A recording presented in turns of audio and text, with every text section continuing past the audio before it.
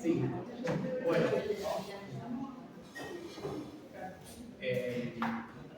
Seguimos entonces con esta mesa de estudios comparados géneros y sexualidades. Empezamos con Facu Arce, que va a hablar de apuntes para la recuperación y difusión de trayectorias de conocimientos producidos de feminismos y disidencias sexuales en la fase UNLP, el caso de la literatura alemana.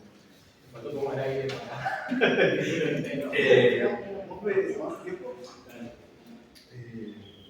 Cuando son 10 y así. hago gestos, así cuando faltan 5 minutos y así cuando ya Bueno, bueno, la intervención más o menos tiene que ver con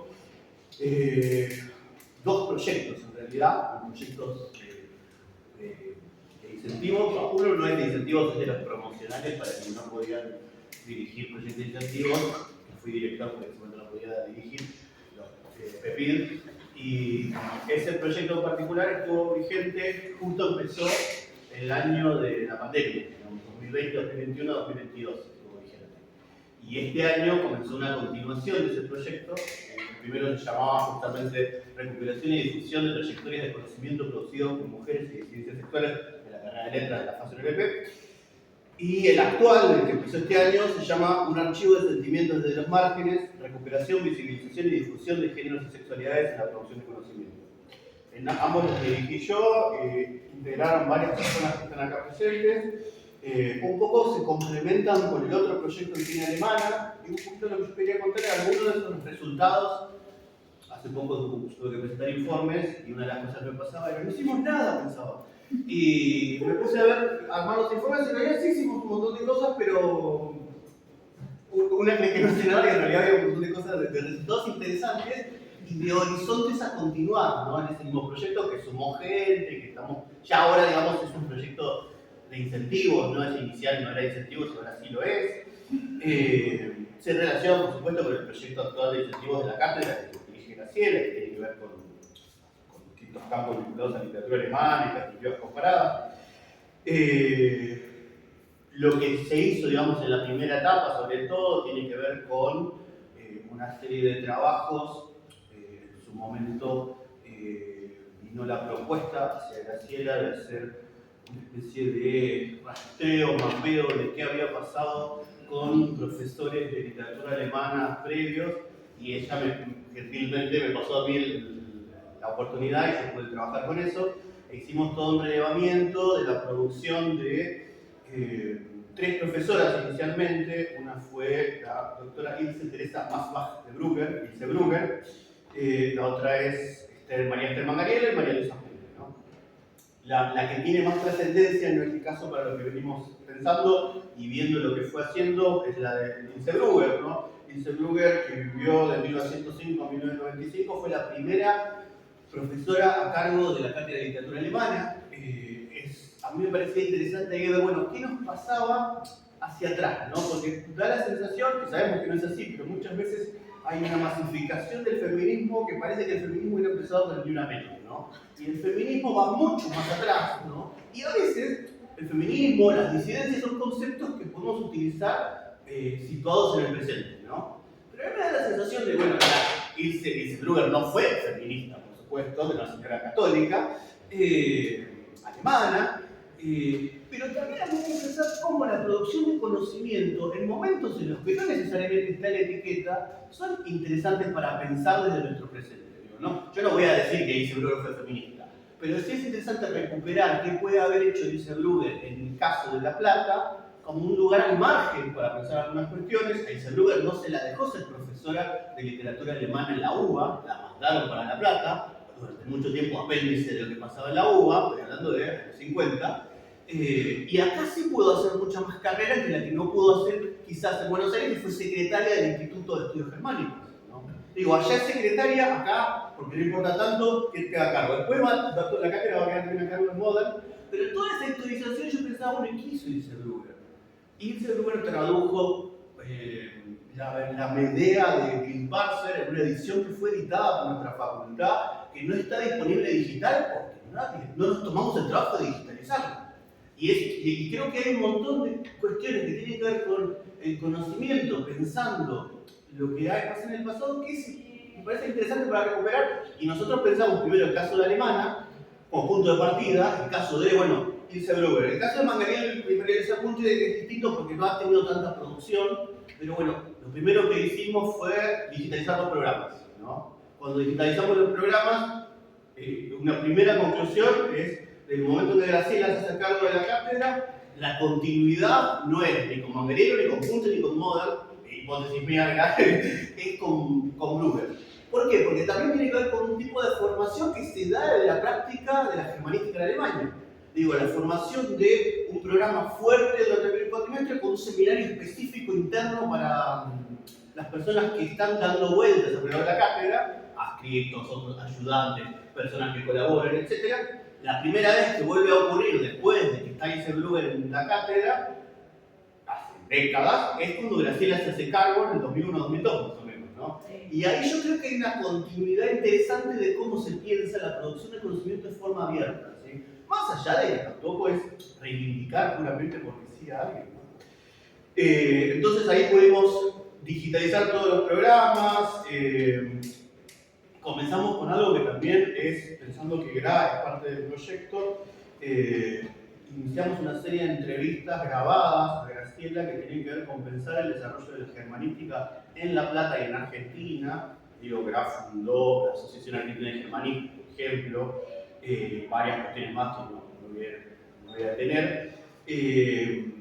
Graciela también, pensando que en el marco de este proyecto también se realizaron, no por el proyecto, pero de forma complementaria, las jornadas de literatura alemana que hicimos virtuales en el 2021, creo. Yo ahí presenté parte de algunos resultados y uno de los datos que detectamos es que, y no es por hacer el elogio de Graciela, pero es una realidad que Graciela es la primera mujer que se doctoró en Argentina en temas de germanística, en una universidad argentina. Previamente no hay otro caso.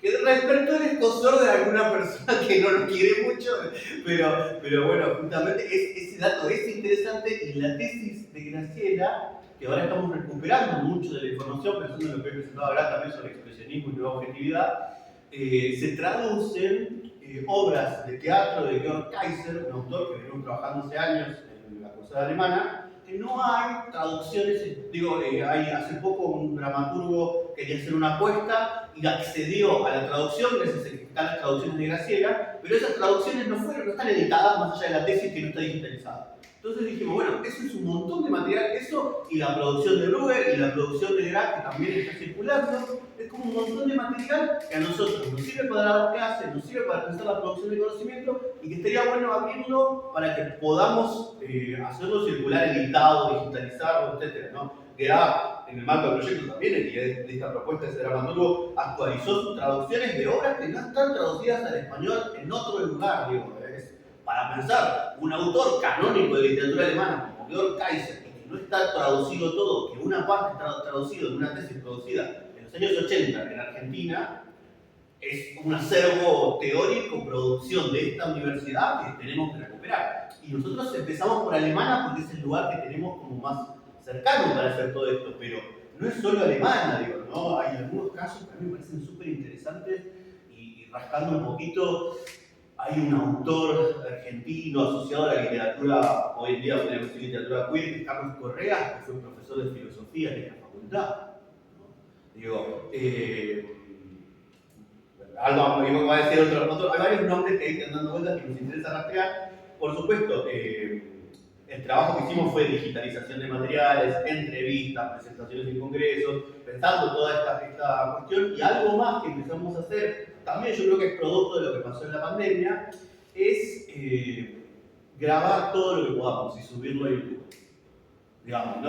Ahora estamos grabando y esto después lo subimos. Este año Graciela, en el marco de la cruzada, dio conferencias abiertas, las subimos. Algunas clases nuevas de temas que no habíamos trabajado, las subimos. Porque nos pasó que mientras estábamos en el proyecto y dábamos clases virtuales, algunas de las clases que quedaban grabadas servían para la divulgación de temas de literatura alemana y de producción de conocimientos en toda nuestra universidad. Pensamos que muchas veces se nos convierte, pienso en La Plata, pienso en letras, casi como si fuéramos un apéndice de lo que ocurre en Buenos Aires, Y acá hay mucha producción de conocimiento situada, ¿no? Algo así pasa con el movimiento de disidencias sexogenéricas. La Plata tiene su propia historia de movimiento y queda muchas veces eclipsado por lo que pasa en Buenos Aires, ¿no? Bueno, ahí hay un montón de cositas interesantes para seguir rastreando. En la continuidad del proyecto, la idea principal es publicar las traducciones de Grade Kaiser y avanzar un poco más sobre todo lo que se ha producido en la cátedra desde que Gracia hizo cargo para justamente sistematizarlo. Recién hablábamos con Ariadna, que ya se fue, de un montón de las cosas que Gra viene compartiendo en clases, en congresos, etcétera, sobre expresionismo y nueva objetividad. Nosotros este año lo usamos para dar clases. Bueno, eso a nosotros nos sirve un montón y nos serviría más que estuviera más sistematizado. ¿Cómo voy a tiempo? Ya voy a decir. Pero bueno, esto todo por supuesto se da en un contexto específico, ¿no? Los avances pensando en cuestiones de género, sexualidades, que la cátedra en un momento decidió incorporar una perspectiva sexodisidente, transfeminista, transversal, más allá de los contenidos, que pensamos los derechos humanos. Digo, el proyecto un poco piensa qué ocurre dando vueltas en nuestra facultad, empezando en la alemana, pero yendo un poco más allá y viendo otras cosas. Y con la idea de romper esto de que todo comenzó hace muy poco tiempo, ¿no? Porque sabemos que eso está dicho, es algo que sabemos, pero para mí me parece que es más interesante romper con la genealogía, y aunque no esté la palabra queer, feminismo, disidencia, hay cosas de ese pasado que tienen huellas, por eso uso la idea de archivo de sentimientos, tienen impresiones de cosas que ni siquiera existieron.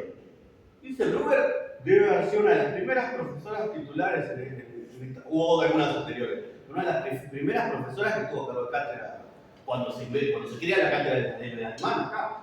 A mí me parece muy interesante rastrear ese pasado de la cátedra porque nos explica un poco de por qué estamos aquí, qué cosas pasan en nuestro presente, etc. Y para cerrar, quería hacer una pequeña reflexión y retomar algo vinculado a la producción de conocimiento desde los márgenes, como estos proyectos que mencionaba. Acá algunos saben que yo desde diciembre de 2016 soy víctima de hostigamiento y acoso virtual por trabajar en CONICET e identificarme como marica. Hace algunas semanas, luego de las PASO, eso llegó a un nivel inesperado para muchos. Me mandaron cientos y cientos de mensajes de odio, cientos, agresiones, amenazas, críticas, un poco de todo. Más que otras veces me amenazaron de muerte. Aprendí lo que es el doxing, que es dar a conocer tu dirección real, física, personal, el número de departamento en el que vivís, con el objetivo de que tengas miedo. La frase "sabemos dónde vivís" está detrás de eso. También junto a otros me escracharon con afiches de la ciudad en la que habito, por los títulos que pongo en mi trabajo de CONICET. No era el único, había otras personas que trabajamos con género y sexualidades. El día que dieron a conocer mi dirección, también me dijeron que mi familia iba a encontrar mi cabeza en la laguna de Chascomús. Y que si me veían en la calle me iban a cuchillar. Yo todavía estoy procesando algunas de esas cosas, por supuesto, pero en medio de todo eso, Graciela Bamba, hace unos días, en una charla que teníamos, me contó una frase que le dijeron hace décadas y que la lleva con ella. Y dijo algo de que hay que cultivar tu jardín y protegerlo, de que los cerdos no entren a pisotear. Justamente hace unos días, y perdón, gracias que te cito de tus redes, volví a recordar esa frase en las redes sociales con más precisión, y la puso en francés, il faut cultiver notre jardin, que es hay que cultivar nuestro jardín, una cita de Voltaire, señalando además, decía Gra, si nos preocupamos de lo que nos rodea más íntimamente, podemos hacer por lo menos nuestra vida más próspera. Porque, y voy a parafrasear un poco de lo que decía ese post, el odio en el mundo no va a cambiar, los discursos de odio no van a cambiar, son irracionales desde hace décadas, siglos. Graciela también contaba en ese post, en sus redes, que hace mucho tiempo alguien muy sabio y en épocas oscuras me dio este consejo y no quiero dejar de transmitirlo para las épocas oscuras que hoy vivimos. Ya termino. Y yo me quedé pensando en todo esto, en toda esa la cita de Gra, la frase, el odio. ¿Y cuánto hay de jardín que cultivamos en todo esto que estamos haciendo día a día con la docencia en múltiples niveles, no digo solo en la universidad, y en la producción de conocimiento, investigación en diversas formas, que no son solo CONICET de la universidad? Y me acordé de una canción de Gabo Ferro, que se llama El Jardín Más Bello. Una canción que es muy triste y que habla de cómo a los niños maricas en algunas épocas se los convierte en jardín arrasado, sin pétalos, sin flores. Muchas veces quienes habitamos las disidencias sexuales nos convertimos en jardines devastados. Pero yo creo que durante mucho tiempo, en mi caso, pero puedo hablar con muchas otras personas, en Alemania en el grupo Rorschach, en distintos grupos de investigación alrededor de esa constelación un poco al margen, que es alemana. Es más, en mesas como las de ayer, del grupo de los chicos que están haciendo trabajo en Rostock, que también es un grupo de investigación en el CELI, lo que hacemos es cultivar ese jardín del que hablaba Graciela en su posteo. Y ese jardín lleno de flores es parte de esto que hacemos acá. Para mí, y por eso quizás el daño psíquico del odio no es tan fácil de procesar, todo este jardín que creamos con nuestros proyectos, con investigar, con pensar acá, juntos, juntes, en diálogo, y con nada más y nada menos que muchas ganas y afectos, porque el presupuesto de estos proyectos no tiene mucho, convirtió mi jardín arrasado en un jardín muy bello que me ayudó a mí, pero a muchas de las que están acá también, perdonen que hablo por algunas, pero yo sé que creo que eso lo comparten, nos ayudó a respirar y construir vidas o jardines vivibles o habitables en un mundo que muchas veces nos odia. Gracias.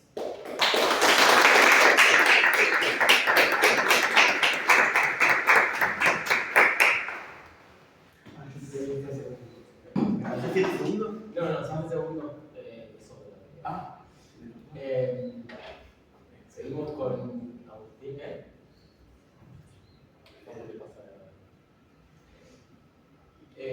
Agustín Provia, que va a hablar de Muchachas de Uniforme, una lectura posible desde la fenomenología queer de Sara Bernard. Así es. Bueno, soy de Filo, también decir eso, así que si queda algo espacio para preguntas, después quiero volver. Aparte de algunas cosas me excede el teórico.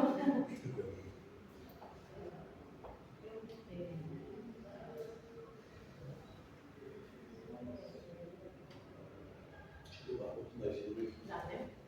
Lo voy a leer, pero lo escribí de una manera bastante oral, así que creo que no voy a aburrir. Bueno, el título del trabajo es Muchachas de Uniforme, una lectura posible desde la fenomenología queer de Sara Bernard. Y un poco la idea de trabajo es, siguiendo las líneas de investigación presentadas en fenomenología queer, el trabajo tiene por objetivo revalorizar el lugar del cuerpo al pensarlo como un dispositivo de orientación afectivo, capaz de reconfigurar el espacio y desarmar las normas de inteligibilidad de los cuerpos en pos de vidas más vivibles, ¿no? Lo que decía Pablo. Para ello se tomará como objeto de análisis el texto fílmico Muchachas de Uniforme, la película estrenada en Alemania en 1931, en el que es posible ver cómo los vínculos que se trazan entre los cuerpos protagonistas reconfiguran el espacio educativo regulado por las pedagogías del Imperio Prusiano y adelantando un espacio habitable y un nuevo modo de comprender a las identidades que tendrá su auge luego en la República de Weimar. Para empezar, me gustaría mencionar por qué hablamos de fenomenología queer y por qué sería útil o importante hablar de eso en este caso. Lo primero es comentarles que Muchachas de Uniforme se estrena en Alemania en el año 1931, que es el mismo año en el que Husserl publica su libro Meditaciones cartesianas.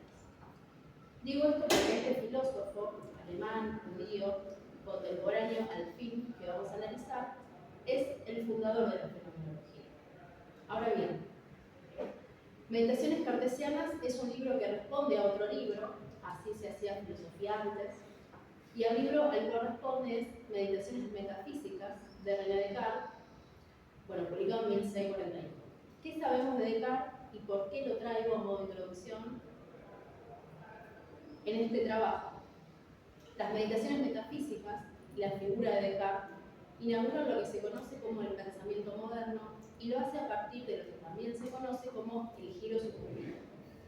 Este giro hacia la conciencia, hacia la mente, hacia la psiquis, que de algún modo se cristalizó en la frase pienso, luego existo, o cogito ergo sum, lo que hace es dar inicio al pensamiento filosófico, científico, médico y jurídico moderno, a partir de la dicotomía jerárquica entre la mente y el cuerpo. ¿Por qué subrayo esto? Porque al plantear cogito ergo sum, se arroja al cuerpo hacia lo ininteligible, lo prescindible, lo abyecto, lo innecesario, lo inconsiderable, etc. Y este par desigual trae consigo determinadas proyecciones, tales como activo-pasivo, varón-mujer, cultura-naturaleza, que regulan las instituciones modernas e incluso hoy nos regulan, aunque de modo más sofisticado. La fenomenología viene a discutir con la distinción mente-cuerpo, bueno, por eso lo subrayo. Pero, ¿qué es la fenomenología? Para decirlo brevemente, es una ciencia de los fenómenos, entendiendo el fenómeno como lo que se nos aparece y postulando al cuerpo como lo primero que se nos aparece y lo que necesariamente debe aparecer para poder construir sentido acerca del mundo en el que habitamos y del cual recibimos diferentes impresiones de nuestro ego, de las cosas y de los otros o los alter egos.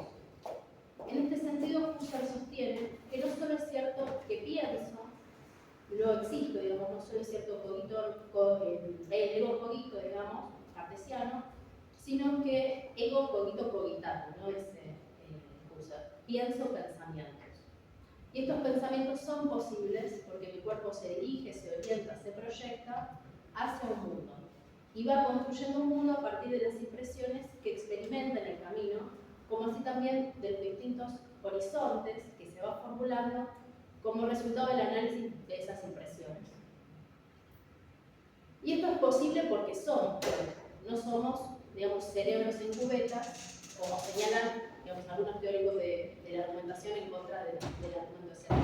No somos cerebros en cubetas, tenemos un cuerpo, la verdad de sentido, bueno, etc. En este sentido, el libro de Sarah Med es pertinente y cito algunas de sus palabras.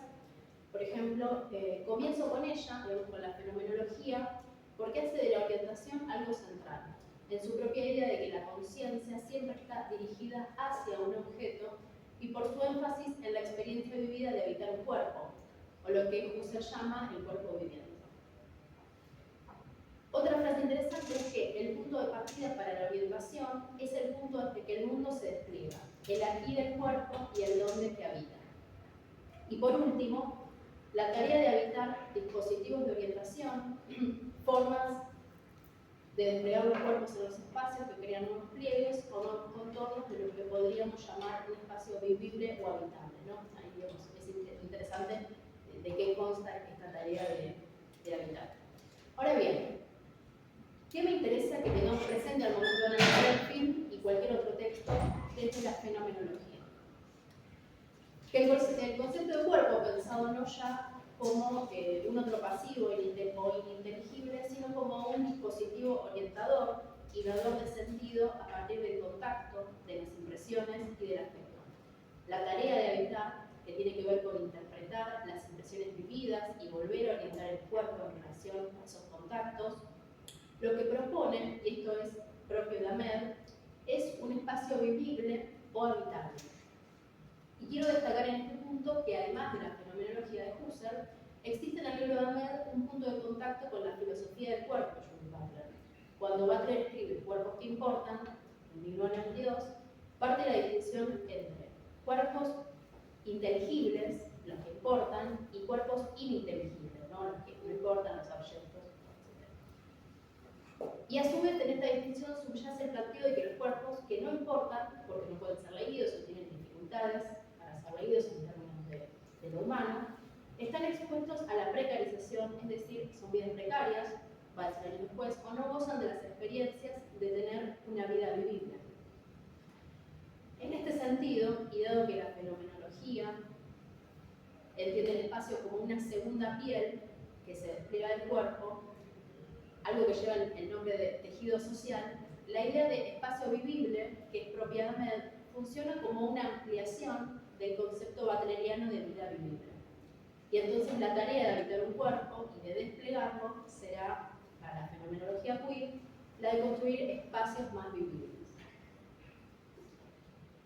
Dicho esto, y volviendo al año 1931, la película de Leontine Sagan tiene un tiempo histórico que es de 1910 y narra la historia de un grupo de muchachas que viven en un colegio dirigido por el régimen educativo del Imperio Prusiano.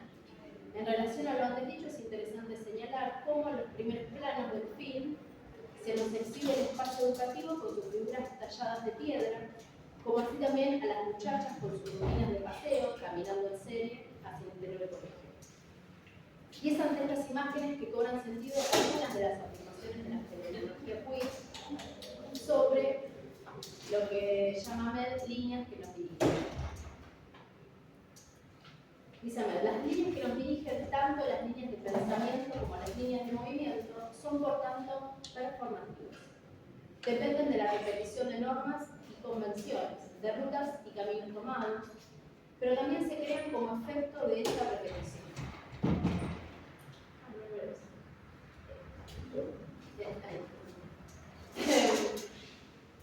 ¿Qué pasó acá? Teníamos una filósofa que hacía hincapié en las impresiones del cuerpo, formadoras de sentido y reconfiguradoras del espacio, y sin embargo hay líneas que nos dirigen, y que además son efecto de una repetición en el tiempo. Es decir, tienen un carácter performativo. Claro, lo que el pensamiento fenomenológico no puede negar hoy, que además le sirve, porque hace hincapié en el cuerpo, es la sujeción, la ideología y lo performativo. Es decir, Judith Butler, Michel Foucault y Althusser. Es decir, el postestructuralismo. Y en este sentido, el título del film tiene un especial significado. Las muchachas de uniforme, el uniforme, es aquello que reviste el cuerpo, que lo sujeta, que lo dirige simbólicamente y de modo diario a una serie de rutinas.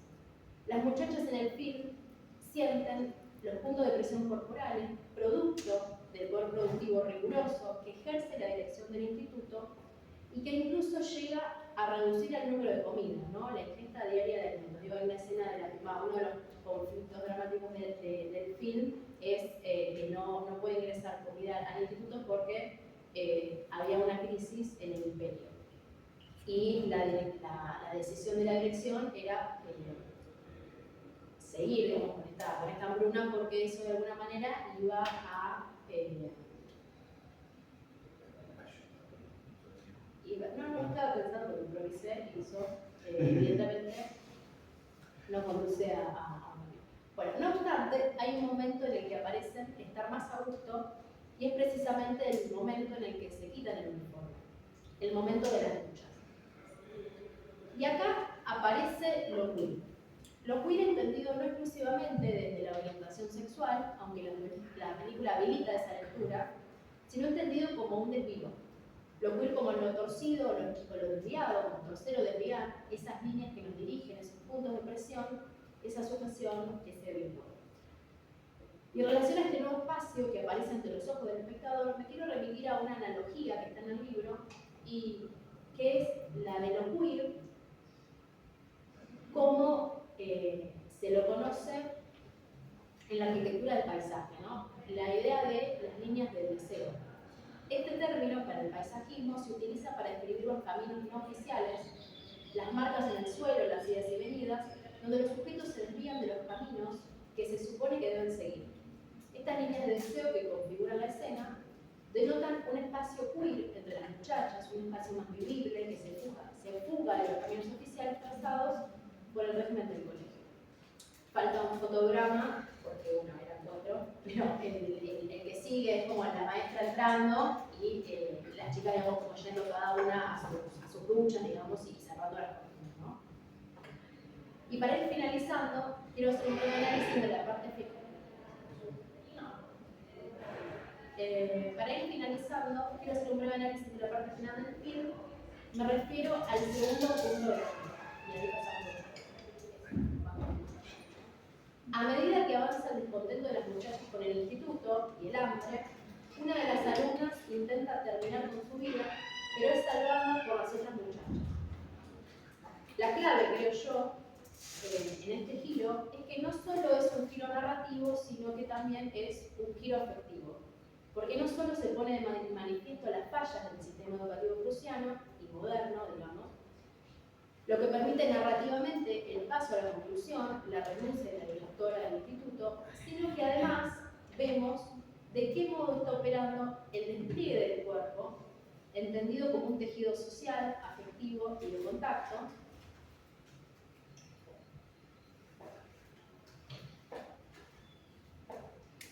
que logra salvar una vida que forma parte de ese tejido, o de ese despliegue colectivo que supieron construir las muchachas. Cuando está en riesgo el cuerpo de una de ellas, el dispositivo se despliega de inmediato, hace contacto y actúa de modo colectivo como una línea de salvamento. Como Como anticipé, el film termina con la renuncia de la directora y en ese sentido el film marca de modo muy claro que el modelo disciplinador del régimen educativo moderno, encarnado en el personaje de la directriz, fracasó. Y lo que viene a anunciar de algún modo el film con este giro narrativo efectivo es la construcción de un nuevo tejido social, de un nuevo espacio habitable que tiene como proyecto político la República de Lima, ¿no? A partir de 1919 y replegándose hasta la clausura por parte del nazismo. Pero en donde los queer o estas líneas de deseo encontraron donde florecer. Muchas gracias.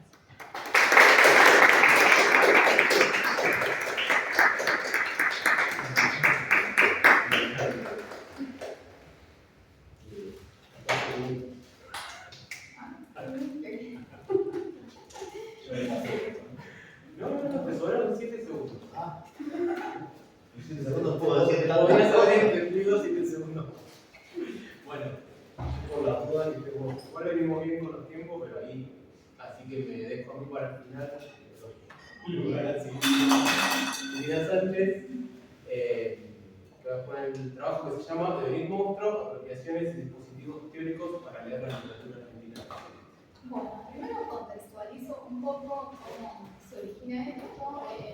Parte de una sugerencia de Anaí, cuando yo, en un gesto de ignorancia, le digo, yo no hago comparadas, ¿qué voy a ir a hacer ahí? ¿No? Y ella me sugiere, dice, bueno, pero vos podés reseñar cómo armás un dispositivo teórico metodológico, ¿no? Y a partir de eso, ¿qué es la literatura argentina reciente? ¿No? Entonces, el trabajo estaba pensado así, como con dos zonas, ¿no? Primero, reconstruir este dispositivo teórico, metodológico, contando un poco la genealogía del monstruo, los estudios sobre monstruos y monstruosidades, y interceptando varias líneas teóricas, y luego mostrar cómo eso ilumina algunas hipótesis sobre la literatura argentina de las últimas, por ejemplo, 2 décadas, o desde fines del siglo XX y principios del XXI. Cuando me llega la notificación del tiempo, me doy cuenta que no todo es posible, que de todo eso algo tenía que prescindirse, y al momento de elegir, digo, bueno, quizá lo que es el dispositivo teórico, o las líneas teóricas se pueden buscar, se pueden reconstruir. Me parecía que lo más interesante era mostrar el lado B, digamos, ¿no? Cómo eso habilita leer la literatura, y en esa lectura de la literatura va a estar subyacente y se va a poder observar cómo funciona allí por detrás la teoría, ¿no? Entonces opté por eso y me voy a concentrar en qué es lo que creo que está pasando en ciertas zonas, no todas, por supuesto, de la narrativa argentina reciente, sin tampoco dar nombres ni detenerme en algún texto en particular, pero creo que también va a resonar cuando por ahí voy comentando, leyendo, voy a leer quiénes son autores, autoras, ¿no? que pueden inscribirse en algunas de estas tendencias, líneas o derivadas. Quisiera partir de una conjetura preliminar, el despertar de los monstruos en la literatura argentina reciente, es decir, la emergencia de cierta fidelidad, fascinación o especial acoplamiento entre la literatura y el monstruo. Si el monstruo, en tanto tecnología del biopoder, se ha ocupado de demarcar los límites de lo humano, de la normalidad, de las identidades, de las comunidades, la literatura argentina reciente explora la disolución de las fronteras y corre los límites trazados para emplear los regímenes de lo decible y de lo visible. La literatura testifica el quiebre de los ordenamientos corporales, la transgresión de las clasificaciones y la fuga de la normalidad. La transformación constitutiva de la ficción moderna, según Rancière, es la ruptura de las fronteras que separaban a las cosas dignas de ser narradas de las indignas de serlo, con un desplazamiento hacia los bordes en los que la ficción acoge el mundo de los seres y las situaciones que antes estaban en sus márgenes. Rancière está pensando en los cuerpos proletarios, el mundo del trabajo, de la pobreza, cuando está leyendo la literatura, vamos a hacer un Madame Bovary, ¿no? Entonces, lo que yo hago es tomar esto, pero llevarlo hacia lo que está sucediendo contemporáneamente, ¿no? La ficción de las últimas décadas vuelve a trazar las fronteras y se desliza como un poco más hacia allá, hacia otros bordes, podríamos pensar, hacia el umbral donde aparecen los monstruos. El devenir monstruoso de la literatura argentina reconstituye la topografía simbólica que determina las formas de visibilidad se corre hacia el borde donde han sido ayectados los monstruos, es el exterior constitutivo que demarca los límites de lo humano. De modo tal que las ficciones acogen a los nuevos marginados, los excluidos de la fiesta, a todas las sexualidades y a todos los cuerpos. Cuerpos precarios, que se reconocen como las obras nunca del todo integradas del modelo, los detritus del capitalismo. Cuerpos descartables, que se saben prescindibles, en riesgo constante bajo amenaza, vivos pero potencialmente muertos. Cuerpos de niñes queer o niñes mutantes, que se resisten a la domesticación e infantilización de los adultos. Cuerpos nómades, que se arrojan al andar extraviados sin direcciones. Cuerpos migrantes de diáspora, que cruzan los límites de la casa, el barrio, la ciudad, la patria, en continuo desplazamiento. Cuerpos corroídos por la enfermedad, con pronósticos funestos, con heridas que no cierran, truncos, malogrados, cadáveres que se multiplican y se reúnen en fosas comunes, restos que resisten como testimonio de las violencias sistemáticas perpetuadas por el terrorismo de Estado, el gobierno neoliberal y el patriarcado. Cuerpos travestis, trans, queer, que subvierten los mandatos de género, la heterosexualidad obligatoria, que construyen vínculos sexodisidentes o se abisman a otros modos de las afectividades, del sexo y del goce. Cuerpos tecnológicos y cyborgs, cuerpos eléctricos o maquínicos, cuerpos que se han desujetado, que exceden las determinaciones sociales, que abren aperturas en el sistema de subjetividad dominante. La literatura argentina contemporánea no solo constituye una ampliación de los límites, una transformación de los modos de configurar a los sujetos, de registrar los hechos y de construir los mundos comunes, sino que además se estaciona en el cruce como un dispositivo de exploración estética, como umbral móvil donde habitar. La literatura elige el cruce como lugar de transición, de temblor, lugar de la incertidumbre, de la no evidencia, de lo extraño, desde donde disolver los lenguajes normativos, modificar la producción de los signos y la sintaxis, inventar un devenir otro de la lengua. Entonces constatamos un despertar o un retorno de los monstruos que proliferan con configuraciones emergentes, a la vez que la literatura misma deviene monstruo, amplía los límites, propone nuevos bordes, altera las ficciones que se inventa la hegemonía para perpetuarse. El cuerpo físico y social está en el centro de la producción literaria reciente. Asistimos a una verdadera insurrección de la carne.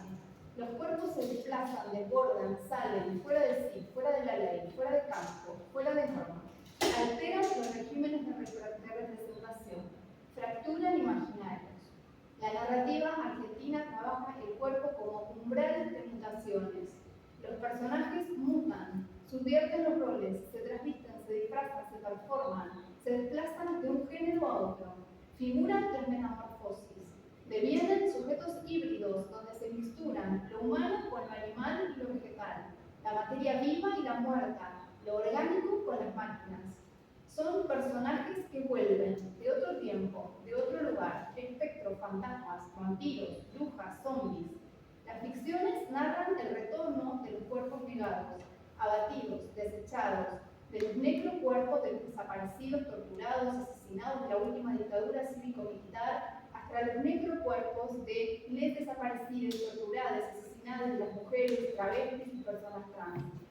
Además, la literatura de las últimas décadas prefigura y proyecta la mutación del monstruo en tanto noción teórico-conceptual, que se desplaza desde una concepción negativa, donde el monstruo se constituye como figuración de la alteridad y la otredad, a una concepción positiva. Entonces, el monstruo, de ser un dispositivo de demarcación de límites, un dispositivo de exclusión, de fabricación de fobias, aberraciones, miedos, repudios y sanciones patologizantes, se transforma en potencia crítica y emancipadora. El monstruo trae a la literatura el saber sobre la capacidad de variación de los cuerpos, sobre la experimentación que lleva a los cuerpos más allá de sí mismos, a la vez que desafía la norma de lo humano y su inteligibilidad.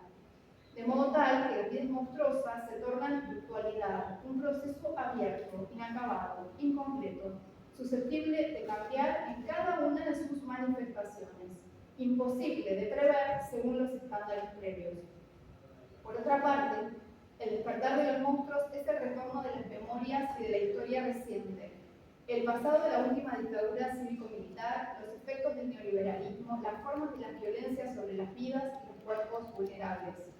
En las ficciones, los acontecimientos sociales y políticos se traman indefectiblemente con las afectividades, con la construcción de los vínculos, con los procesos de pérdida, separación, duelo, así como también con los encuentros gozosos, las prácticas comunitarias, los gestos de amor y rebeldía. En este sentido, estas ficciones muestran que no hay modo de distanciar la historia del país con las historias personales, o de las historias personales, lo privado de lo colectivo, lo político de la intimidad. Los textos literarios testifican las transformaciones sociales en la dimensión micropolítica y en la metamorfosis a nivel molecular, es decir, que muestran los embates del terrorismo de Estado, de la razón neoliberal, de la violencia patriarcal, en la economía subjetiva y en la política del deseo. Muchas de las ficciones recientes configuran los avatares de una experiencia vital compuesta de escenas de desaprendizaje, que implican más bien desandar los dispositivos de subjetivación y las pedagogías disponibles.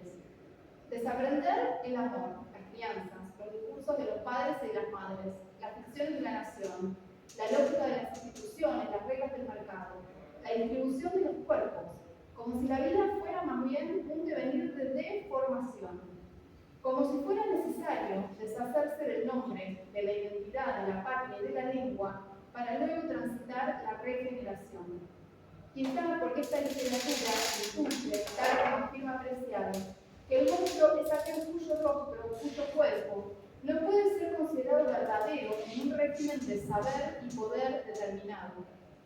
Avatares de la disolución, desprenderse de los lenguajes y los mandatos dominantes como pieles que se van rasgando. Entonces también proliferan los rituales iniciáticos, episodios de autofijación que mueven a los personajes hacia lo múltiple, lo híbrido, lo ilimitado y lo autónomo.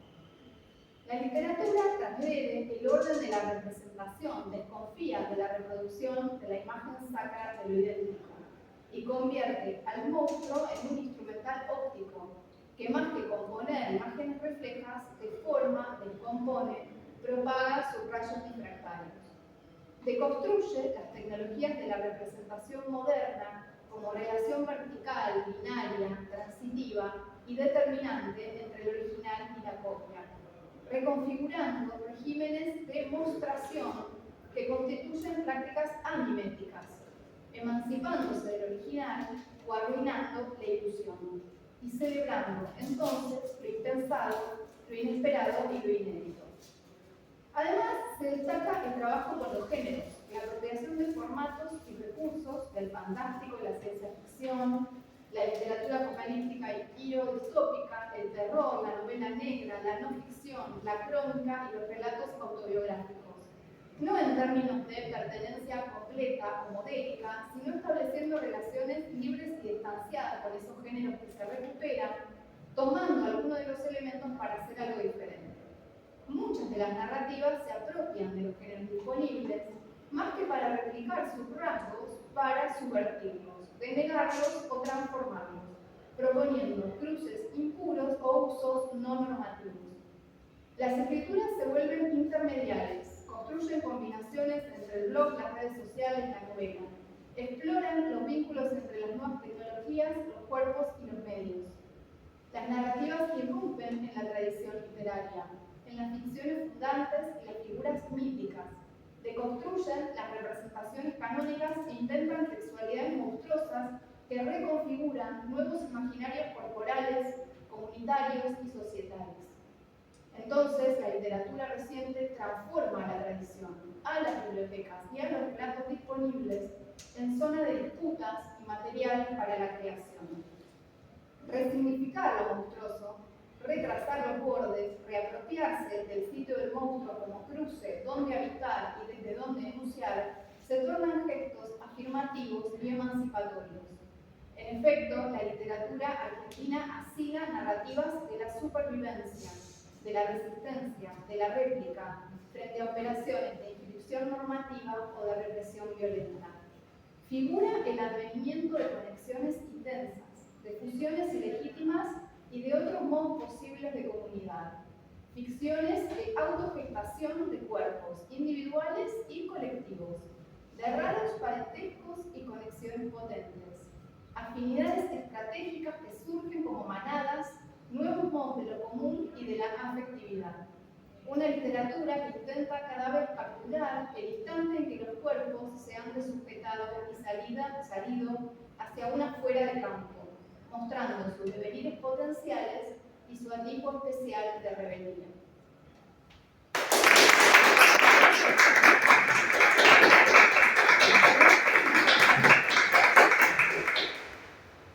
Impecable, 14 minutos. Me voy a poner. A mí que lo más importante es que yo soy el que más me trazo siempre. He intentado en otras oportunidades poner sin tener escrito y me paso, he intentado leyendo y también me paso, así que no sé lo que se puede. Mi trabajo se llama Una literatura queer del fracaso entre Argentina y Alemania, y es medio algo que todavía estoy pensando y a su vez es como un cachito de algo mayor que todavía, cuyas dimensiones todavía no termino de visualizar del todo. La idea entonces es abordar de forma inicial algunas ideas en torno a una posible literatura queer del fracaso o del fracaso queer, podríamos pensar. En este caso, de forma comparada entre Argentina y Alemania, esto lo estoy pensando, a partir de elaboraciones conceptuales en torno a el concepto de desidentificación, de Muñoz, a pensar las temporalidades queer, con Halberstam, Freeman, Edelman, el éxito y el fracaso, también de Halberstam, por ejemplo, en relación también con el heterocapitalismo.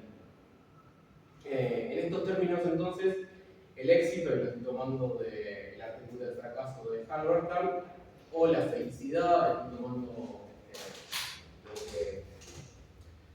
lo que trabaja Sarah Mer en su libro, se pueden pensar como poderosos mecanismos de control. El raíz oculto de la posibilidad neoliberal implica muchas veces el optimismo y las lógicas de progreso, individualismo y discursos exitistas de la acumulación capitalista como un modo de encubrir nuevas formas de sometimiento y sujeción más cercanas a las sociedades de control y a la lógica empresarial trasladada a la vida. Es una súper síntesis de algo que se podría alargar mucho, y me interesa empezar con una imagen que voy a escribir, voy a trabajar en PowerPoint, si no las complico, que es de una película de 1980 que se llama Un taxi al baño público, de Frank Riplo, y en donde se puede ver en una escena al principio, en el departamento del protagonista, que en una de sus paredes hay una serie de fotos, tarjetas, pines y recuerdos de lo que es la militancia sexodisidente de los años 70, ese pasado del personaje. La película es de 1980, ¿no? Luego la cinta no va a tener que ver con esa militancia, sino que va a complejizar los logros obtenidos en torno a la problematización de la vida en pareja, de la monogamia, de la institución de la familia, en este caso la posibilidad de una familia homosexual, una familia al fin, y de este modo alterna dos temporalidades. Por un lado, la de la emergencia de un modelo de familia en términos de vida exitosa, y la de los modos de vida residuales de la década anterior que implican el fracaso o la involución, ¿no? En el sentido de los levantes en lugares públicos, el sexo casual, etcétera, etcétera. Esta imagen que tomo de acá en realidad aparece también en otros textos, no voy a hablar, como algunos cómics de Ralph Koenig, en una novela de Ronald Chernikov, etc. Pero sí, lo que me interesa es hacer un salto desde esa literatura alemana, el cine también, de principios de los 80, que marca ese cambio de época, a una literatura argentina más contemporánea, pensar en vinculación con lo que puso Silvi. Y particularmente quiero hablar de dos novelas que voy a intentar mencionar con toda la brevedad que pueda. Una es El hombre que duerme a mi lado, de Santiago Loza, y la otra es Los llanos, de Federico Falco. Se podría incluir otros textos como para conformar una especie de corpus. Por ejemplo, podría hablar de la edición de los mamíferos, Julián López, el diario de una cámara de Ulises Rojas, dramática de Facu Saxe, que es un texto de lo que llama Refiriendo otra oportunidad, por eso esta vez lo saqué. Pero están dentro de lo que estoy pensando en relación con los que sí menciono. Si pensamos todo esto como un corpus, se trata de textos que dan cuenta de una experiencia, si se quiere, una estructura del sentimiento, que no es programática y sigue los lineamientos de la corrección política, sino que en el marco de la literatura argentina contemporánea generan un corrimiento desde la bajada de línea hacia la línea de fuga, lo que nos tensiona con la heteronorma, la homonorma, pero quizás también con los guiones de la felicidad sexo-disidente, generando de esta manera temporalidades diversas, asincrónicas, ancladas en la infancia o en la evolución, o en anulaciones de cualquier forma de futuridad. Y en este sentido, en esta tensión con lo que yo llamo los guiones de la felicidad sexo-disidente, se pueden pensar estas novelas como modos de desidentificación. Si en los últimos años en Argentina la militancia sexo-disidente de género se amplió enormemente, dio visibilidad y ganó un montón de logros, podemos mencionar las leyes, por ejemplo, de matrimonio, de identidad de género o del cupo laboral trans, también se puede pensar que muchas veces discursos que se tornan épicos de las conquistas eclipsan la permanencia de mecanismos y dispositivos de segregación y discriminación que se mantienen y también de las dramáticas de la vida feliz y exitosa que siguen operando.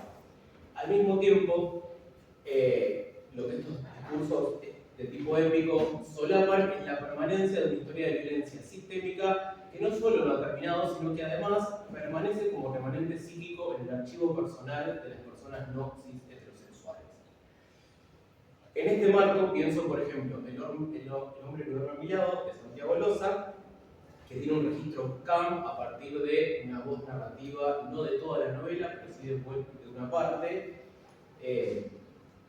anclada en la madre del protagonista. O sea, la madre que tiene un hijo homosexual que está en pareja. Esta madre ya grande, sin pelos en la lengua, que odia todo, que odia la vida, que odia a su hijo, que odia haber sido madre. Lo interesante de su hijo se la lleva a vivir, porque ya está grande, se cayó, etc., se la lleva a vivir con él y con su pareja. Y lo interesante es que desde esta mirada de la madre se desarticulan muchos sentidos comunes en torno a esa relación. Nelly odia a su hijo, lo aborrece, pero en cambio se encariña con la pareja de este, con su yerno, hasta el punto del deseo sexual. Su repulsión hacia su hijo en realidad resulta, desde mi punto de vista, difícil de pensarla como homofobia, porque está atravesada por un odio hacia todo y por una vida producto de los imperativos de la familia normalizada que en realidad ella tampoco pudo elegir. Desde una mirada dislocada y camp en la exageración que hay teatral, Santiago Loza es dramaturgo además, de esta voz, se exhibe de forma extrañada la vida en pareja. Cito un momento muy particular como ejemplo, que es cuando ella descubre que ellos guardan la ropa interior en el mismo cajón. Casi se me revuelven las tripas con la ensalada de calzoncillos. No sé si quería saber tanto, todo revuelto, sin intimidad, un asco, un salpicón de calzoncillos, usar la misma ropa, compartir las formas abultadas de la tela, un espanto. Me sofoco, la imagen de los calzoncillos mezclados me quema la mente, se me hace un incendio cerebral, como si ardiera un bosque que queda en los árboles arrasado por el fuego y sobre la tierra un colchón de ceniza, medio así, quemada y en silencio. Bueno, como estos momentos hay un montón más. Lo que yo sostengo es que lo que asquea a Nelly no es la homosexualidad en sí, sino el amor conyugal, lo cotidiano, lo banal, lo normal. Hay un rechazo hacia su hijo y hacia la vida en pareja que para mí se vuelve ambiguo entre la homofobia y el resentimiento respecto de su propia maternidad. El culebrón, exceso cam de la voz de Nelly, se articula con otros excesos que pivotean entre el thriller, el terror, el policial, estoy tomando acá un cachito nada más, para concluir en un final trágico, una vez que ya, creo yo, la novela desarmó cualquier posibilidad de lectura realista. Algo interesante que destaco para vincular con la otra, con los llanos de Falco, es que en el caso de Nelly se da un viaje desde el interior donde ella vive sola hacia la ciudad donde vive su hijo y donde su hijo puede llevar adelante una vida en pareja homosexual porque está en la ciudad donde se puede liberar y no hay tanta presión como en el interior, ¿no? Y desde este punto de vista, eso que es la ciudad que permite la posibilidad de liberación sexoincidente, desde la mirada de Nelly se redibuja como espacio de homonormalización, como espacio de guiones de felicidad que delinean una idea de amor y de familia, en este caso es una familia homosexual. En el texto este tipo de institución como la familia se vuelve monstruosa porque se desnaturalizan sus aspectos normativos. Y en Los Llanos de Federico Falco, que es la otra novela que tomo, se da un viaje a la inversa. El personaje narrador, que se llama Fede, realiza un viaje de la ciudad, donde vivía también en pareja, después de que se separa, realiza un viaje de la ciudad, de vuelta al campo, a los llanos de la Pampa. En ese sentido, la novela es un retrato de una ruptura y del intento de llevar adelante ese duelo mediante la escritura. A partir de una hibridez entre narrativa, lírica y ensayo, la novela de Falco retrata una temporada en el campo de su narrador después de la ruptura con Ciro, su expareja. El enfoque entonces es el fracaso de una relación homosexual, el después de la ruptura, el posamor. El viaje al campo después de la ruptura ha permitido que la novela obviamente sea leída como una resignificación de la Pampa en la literatura argentina, cosa que está obviamente trabajada, pero a mí me interesa pensarla desde otro lado, que tiene que ver justamente con esta idea del fracaso. Fede, el narrador, se crió en el interior de la provincia de Córdoba, o sea, no viene del campo y huye en términos de cómo va recuperando él los flashbacks que va viendo a su infancia. En realidad huye hacia la ciudad para poder llevar adelante solamente en la ciudad una vida más o menos exitosa, tanto a nivel profesional, como escritor, como personal, porque ahí es donde puede conocer chicos y formar incluso una pareja. La vuelta al campo entonces es también un regreso a la infancia y una elección por el fracaso. La novela va narrando las vicisitudes del intento de llevar adelante una huerta que es todo el tiempo arrasada por plagas, lluvias, sequías, falta de sol, exceso de sol, animales, etc. Este cambio de espacio genera una temporalidad también alternativa a la de la ciudad, que no es la visión utópica de la naturaleza o la idea del tiempo cíclico, sino más bien una temporalidad improductiva del fracaso. La naturaleza es, en la novela de Falco, un castigo, una involución. Como si se tratara de una vuelta a un modo de vida primitivo. De hecho, en el transcurso de la novela va habiendo una pérdida de los rasgos de civilización del personaje e incluso de humanidad. La novela está organizada a partir de los distintos meses del año y cuando vamos llegando al invierno, el invierno implica dejar de bañarse, dejar de cambiarse, usar siempre la misma ropa, pero al mismo tiempo es ropa sobre ropa sobre ropa porque es un frío muy fuerte, entonces también se pierde hasta los rasgos de la corporalidad, ¿no? El contorno te da cuenta del humano, ¿no? Que podría hacer distinguir una figura como humana desde el este. Van apareciendo entonces, decían, los recuerdos de la infancia, las razones por las que abandonó su pueblo en la niñez y los elementos de la relación con Ciro. O sea, el pueblo lo abandona de niño, como ya dije, para poder liberarse sexualmente solo en la ciudad. El momento de la ruptura con su expareja está marcado justamente por la compra de una mesa para el living, que viene a completar la casa que después vamos construyeron juntos. Es una casa que construyen en el piso de arriba y eligen cada detalle, desde el picaporte, o sea, todos los elementos, y en el momento en que eso se completa con lo único que faltaba, que era la mesita para apoyar los pies mientras se mira televisión, lo mira y le dice, ¿estás bien? Le pregunté, te quiero mucho, pero ya no puedo más, dijo él. El momento exacto en el que se termina de completar ese sueño de la familia y de la casa juntos, se termina la relación. A medida que avanzamos y accedemos a más de estos recuerdos, notamos que la historia de amor se va construyendo atravesada por discursos edulcorados de la seguridad, del refugio, del acompañamiento, del hogar, de alma gemela, discursos al modo de lugares comunes que incluso se vuelven por demás de evidentes hacia el final de la novela cuando se recuperan las frases dichas en el momento de la ruptura. Son de estas varias páginas que recupera sí lo dijo dos puntos, sí lo dijo dos puntos, sí lo dijo dos puntos, que al final yo dije, o sea, como si fuera ese diálogo en el momento de la ruptura, pero descontextualizado. Están todas las frases de uno y todas las del otro, lo que exhibe mucho más el lugar, del lugar común de los argumentos. La novela en ese sentido también es, decía, una reflexión sobre la escritura y sobre la producción del sentido. Porque al saber que la asignación de sentido, ya me pasó yo, la asignación de sentido. Seguí. No, por acá. Es una asignación.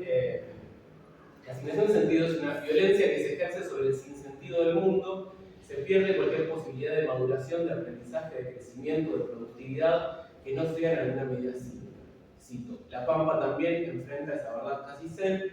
No hay mejor lugar al que ascender, no hay felicidad que alcanzar, no hay ningún lugar a donde ir, no hay ningún lugar a donde llegar. Tremendo. También una cita al azar entre un montón de otras. Bien. Ya para cerrar, creo que parte del fracaso del que se enuncian algunos textos, los que mencioné y otros más, tiene que ver con un corrimiento de los discursos complacientes del éxito, sexo disidente, porque no se trata de construir un mundo mejor, en realidad porque no necesariamente se vislumbra la posibilidad de un mundo mejor como algo que pueda llegar a ocurrir, sino que en todo caso se trata del resguardo o en algunos casos del odio ante el mundo espantoso. Ahí estoy tomando un poema de Fabre. Aunque se trate de textos diferentes entre sí, en mi experiencia de lectura, algunas de estas tensiones, ambigüedades y contradicciones que aparecen ahí probablemente dan cuenta de aquello que todavía no se puede enunciar de forma programática o en el lenguaje de las gramáticas de la disidencia sexual, mucho menos de manera optimista, pero que se respira en estos textos al modo de una estructura del sentir, y que por lo tanto no delinean, y esta es mi interpretación, los caminos a seguir para construir un mundo mejor, sino que creo que, por el contrario, trazan algunas de las coordenadas de un mundo que en realidad todo el tiempo nos demuestra que no tiene el más mínimo interés en querer mejorar en lo más mínimo, como creo que venimos sabiendo en estas últimas semanas también como fuerza. Está bien.